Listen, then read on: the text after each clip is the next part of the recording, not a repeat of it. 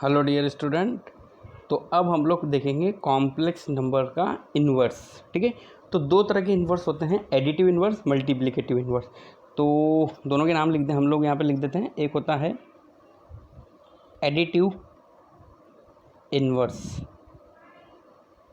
एक होता है मल्टीप्लिकेटिव इन्वर्स।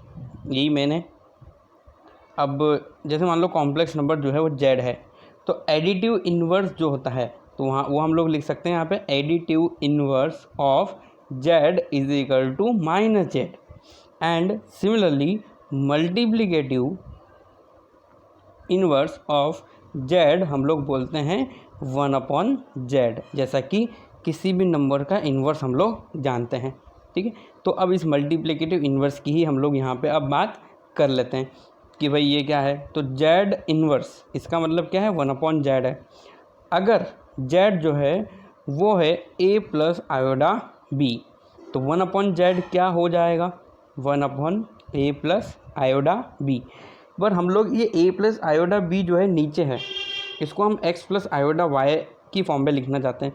तो इसके लिए हम लोग इसको किससे मल्टीप्लाई डिवाइड करेंगे, इसके कॉन्जुगेट से, मतलब a माइनस आयोडा b और a माइनस आयोडा b से मल्टीप्लाई डिवाइड करेंगे। तो इस केस में हम लोगों को आंसर क्या मिलेगा, a minus iota b divide by, देखो ये है a प्लस बी, ये है a माइनस बी, तो ये क्या हो जाएगा a square minus iota b का स्क्वायर। अब है ना, आगे क्या होगा, a minus iota b divide by a square minus 1 b square. तो -1 और माइनस मिलके क्या हो जाएंगे, प्लस। तो यहाँ पे हम लिख सकते हैं a square plus b square. अब यहाँ पे मैं तुम लोगों को एक इंपॉर्टेंट बात बताना चाहता हूँ, वो ध्यान से तुम लोग देखना कि जैसे कि 1/z हम लोगों को निकालना है जेड इन्वर्स।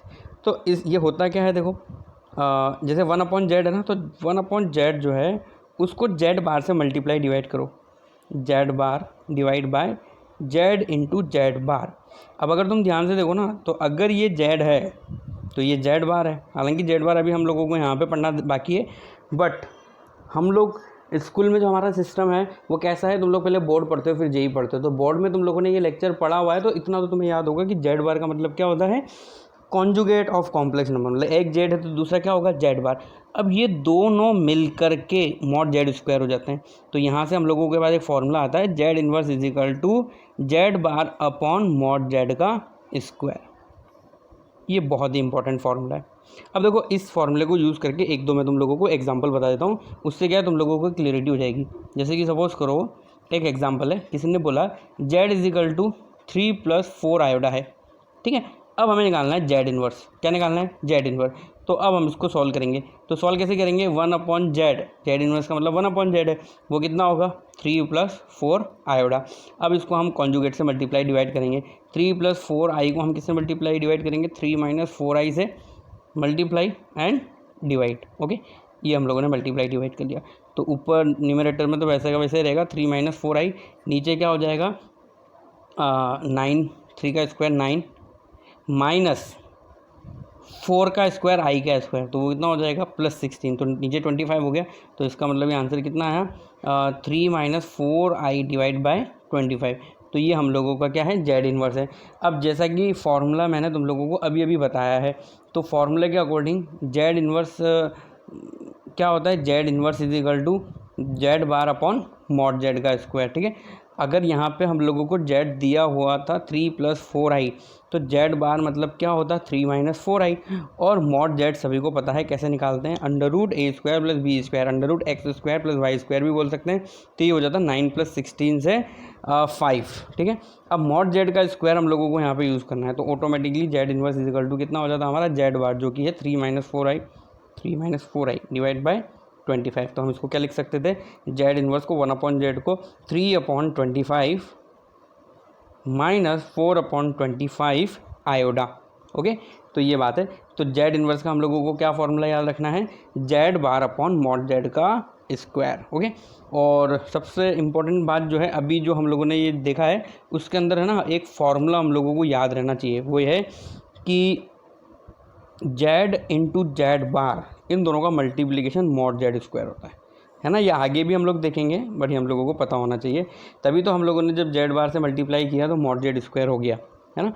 जेड यहाँ पे क्या है, ए प्लस आयोडा बी, तो जेड बार क्या होता, ए माइनस आयोडा बी। तो तुम खुद मल्टीप्लाई करके देख लो, A plus B A minus B, तो ये आता क्या, A square minus iota square B square, तो ये हो तो A square plus B square गया ना, जो कि मॉड जेड का स्क्वायर है। हो गया प्रूफ। चलो अब आगे बढ़ते हैं। अब है ना, अब हम एक इम्पॉर्टेंट बात देखने वाले हैं। देखो क्या है वो, सपोज़ करो कहीं लिखा हुआ है अंडर रूट के अंदर ए इंटू बी, तो नॉर्मली है ना, इसको कभी कभी हम ऐसा भी लिख देते हैं, under root A into under root B, पर ऐसा हम तभी लिख सकते हैं if and only we can write this statement if and only if at least one of A और B is non negative real number.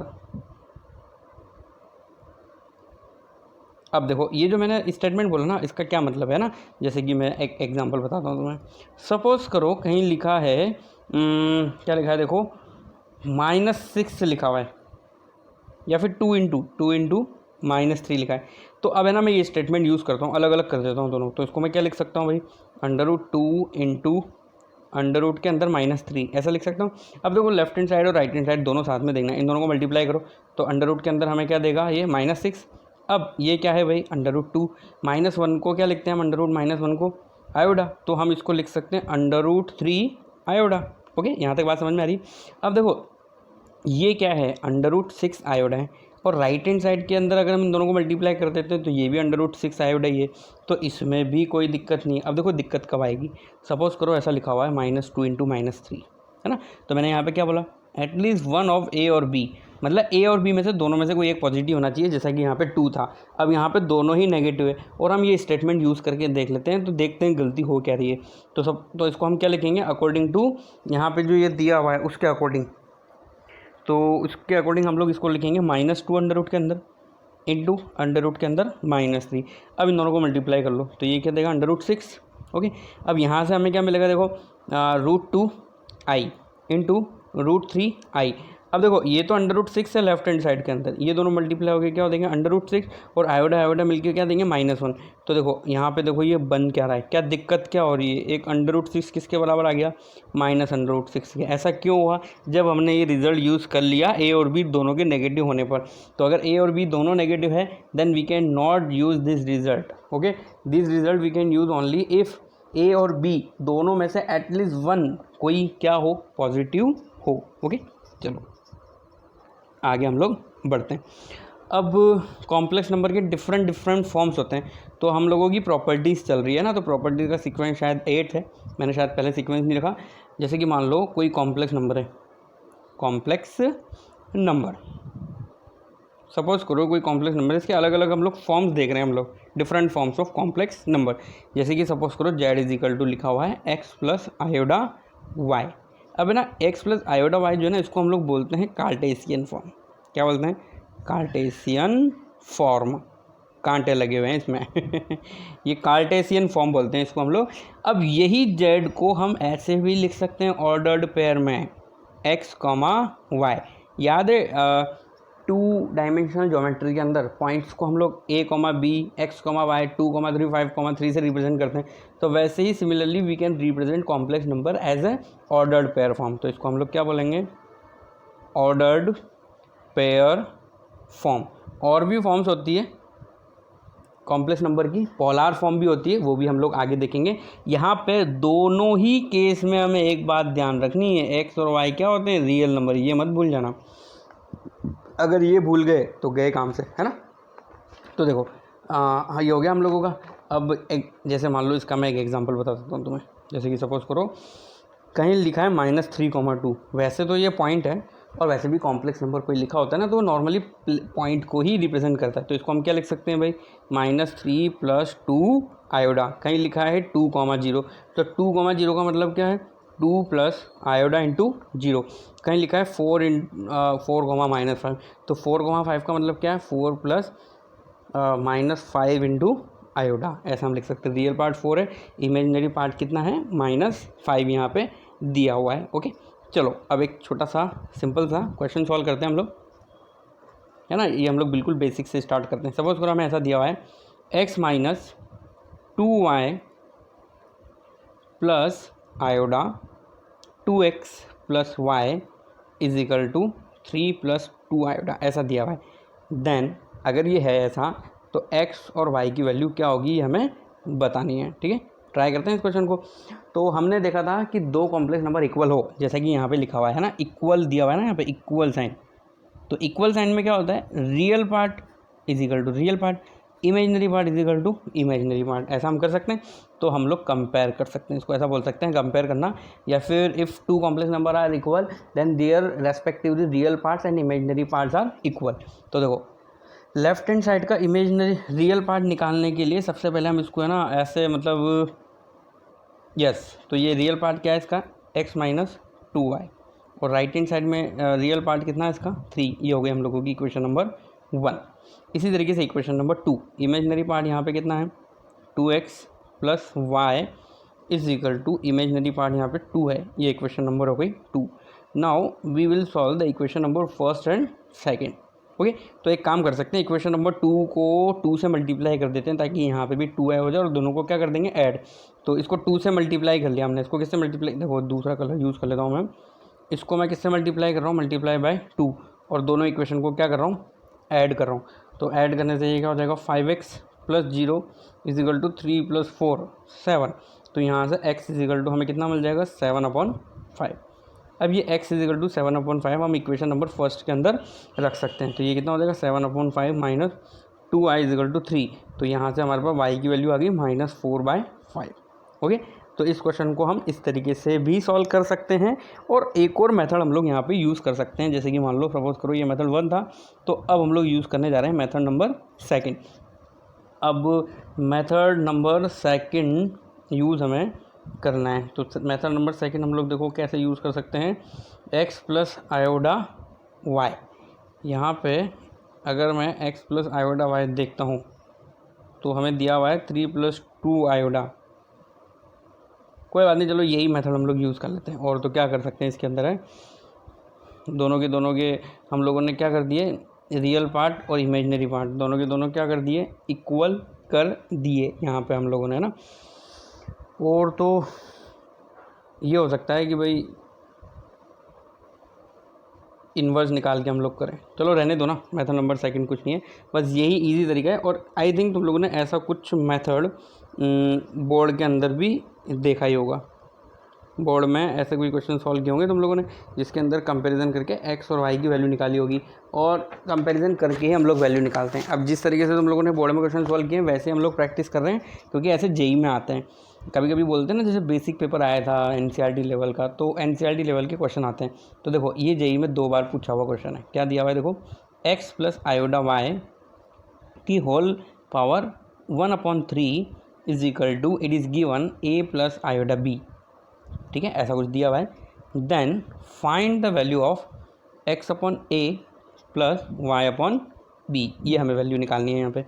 अब इस क्वेश्चन के अंदर ऑप्शंस भी है हमारे पास। तो ऑप्शन क्या क्या है, 2a² minus b² and B option is 4a² minus b² and C option is 2a² plus b² and D option is 4a² plus b²।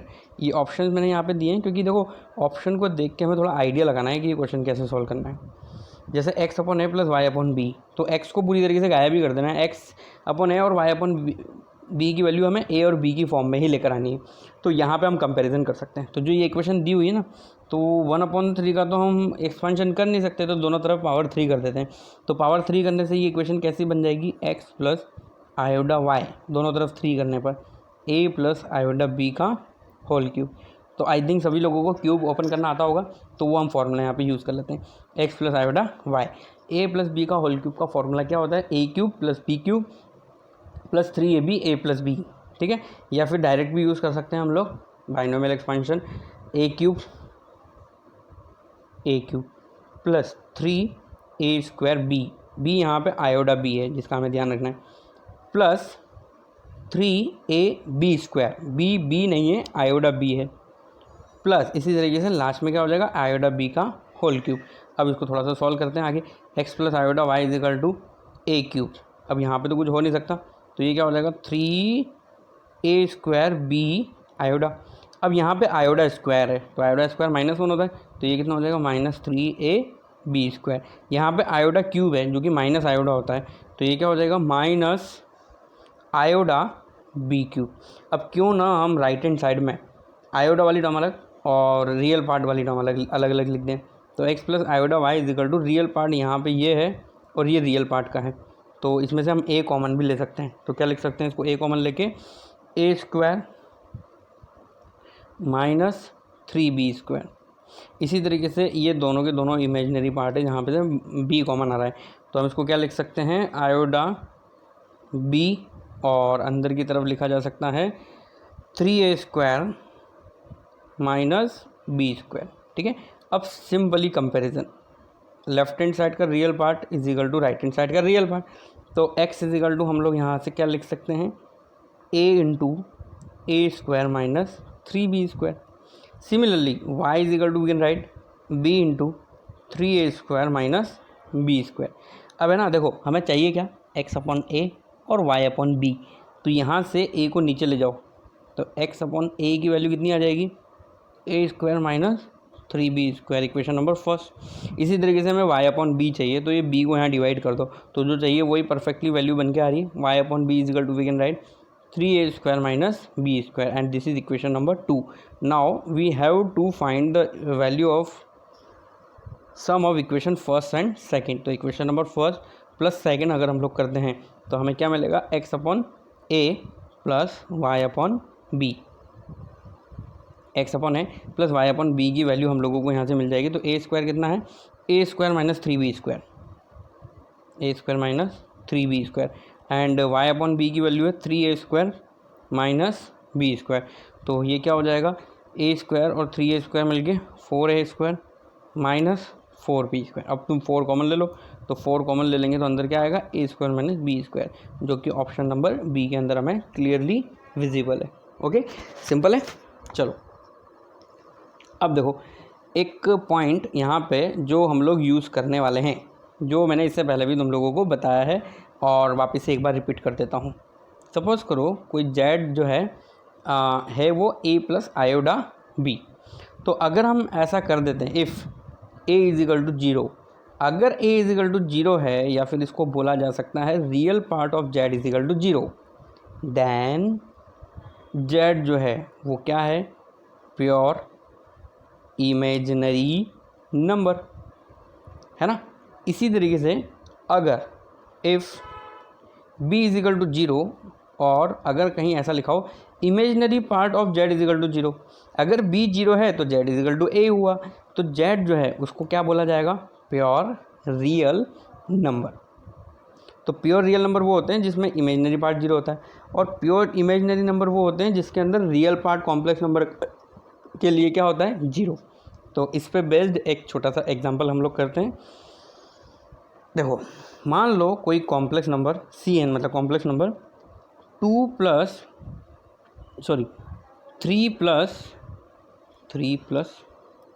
कोई कॉम्प्लेक्स नंबर है 3 plus 2 iota sine theta divide by 1 minus 2 iota sine theta.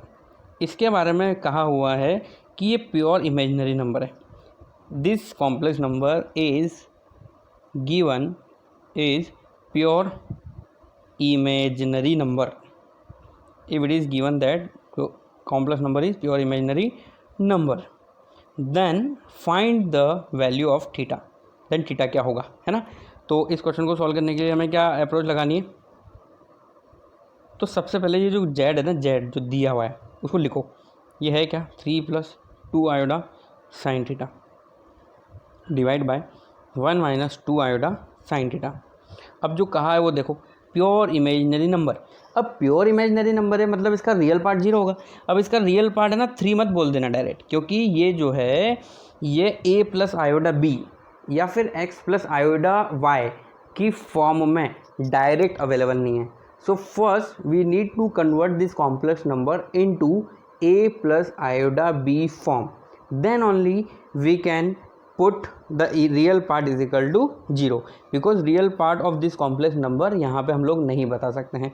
तो इसको सबसे पहले rationalise करते हैं। Rationalise करने के लिए क्या होता है, नीचे माइनस है तो प्लस से मल्टीप्लाई डिवाइड, अगर माइनस है तो प्लस से, और प्लस होता तो माइनस। तो हम किससे मल्टीप्लाई डिवाइड करने जा रहे हैं, 1 + 2 आयोडा साइन थीटा से, और इसी से मल्टीप्लाई और इसी से डिवाइड, 1 + 2 आयोडा साइन थीटा। ठीक है, चलो अब हमारा काम है ये मल्टीप्लाई करना। तो देखो सबसे पहले रियल को ही करो, 3 × 1 तो 3 आएगा।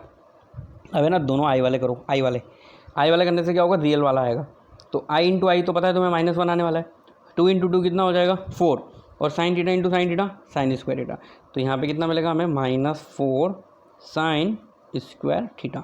अब आयोडा पहले ही कॉमन ले लो, अब 3 को आयोडा वाले से मल्टीप्लाई करो, तो यहाँ से हमें क्या मिलेगा, 6 साइन थीटा।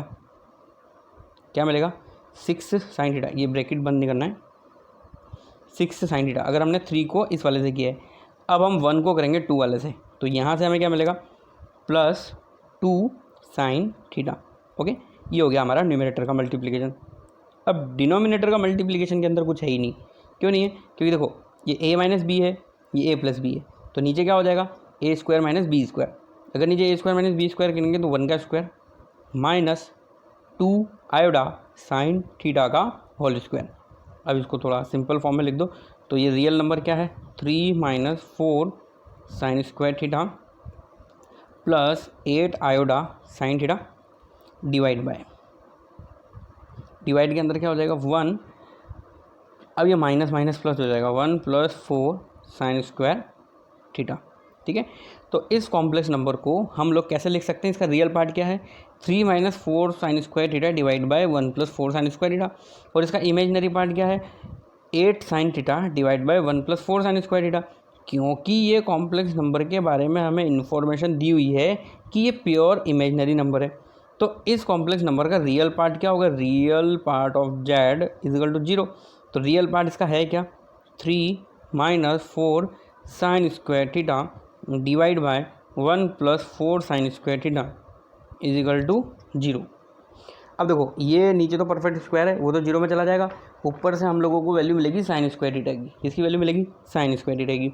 तो साइन स्क्वायर थीटा हम लोगों को मिलेगा 3/4, ये 3/4 मिल गया हम लोगों को। ओके, तो इसका मतलब साइन थीटा = कितना हुआ, प्लस और माइनस √3/2 प्लस और माइनस √3/2। ओके, अब अगर यहाँ से हमें जनरल वैल्यू बतानी है तो जनरल वैल्यू भी हम लोग बता सकते हैं, देखो ऐसे कोई दिक्कत नहीं है। तो ये प्लस माइनस मत करो ना, प्लस माइनस नहीं करते हम। अब यहाँ पे ट्रिग्नोमेट्री का फॉर्मूला यूज़ होने वाला है, जो मैं इधर कहीं साइड में लिख देता हूँ। ये वाला फॉर्मूला अब यूज़ होने वाला है। अगर ऐसा दिया होता है कि sine square theta = sine square alpha, या फिर cos square theta = cos square alpha, या tan square theta = tan square alpha, सभी के केस में थीटा = ए की आंसर होता है, वो होता है n π ± अल्फ़ा। ध्यान देना, स्क्वायर है। अगर साइन थीटा = साइन अल्फ़ा होता तो थीटा = n π + -1n अल्फ़ा लिखते, बट स्क्वायर है ना। तो ये आंसर इसके लिए, और मान लो अगर ऐसा दिया होता cos square theta = cos square alpha, तब उसके लिए भी यही आंसर है। अगर मान लो ऐसा दिया होता ten square theta = tan square alpha, तब भी यही आंसर होता। तो अभी हम इसका आंसर लिख सकते हैं। तो यहाँ से हम लोग क्या लिख देंगे, देखो थीटा = n π ±।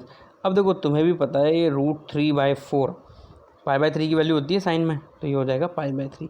तो थीटा = कितना आ गया, n π ± π/3। अब प्लस वाला भी ऑप्शन में दिया हुआ हो सकता है और माइनस वाला भी ऑप्शन के अंदर दिया हो सकता है, डिपेंड करता है कौन सा दिया हुआ है ना।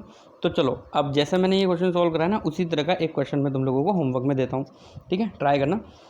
क्वेश्चन किस तरीके से है, ऐसा कुछ दिया हुआ है, 1/1 - cos theta 1/1 - cos theta plus iota sine theta. ठीक है, ये जो भी है, ये मान लो z है, तो हमें क्या बताना है, find real part of z and imaginary part of z। हमें इसका रियल पार्ट और इमेजनरी पार्ट बताना है। दैट मीन इसको सॉल्व करना है, x + आयोडा y की फॉर्म में लाना है, x बताना है और y बताना है।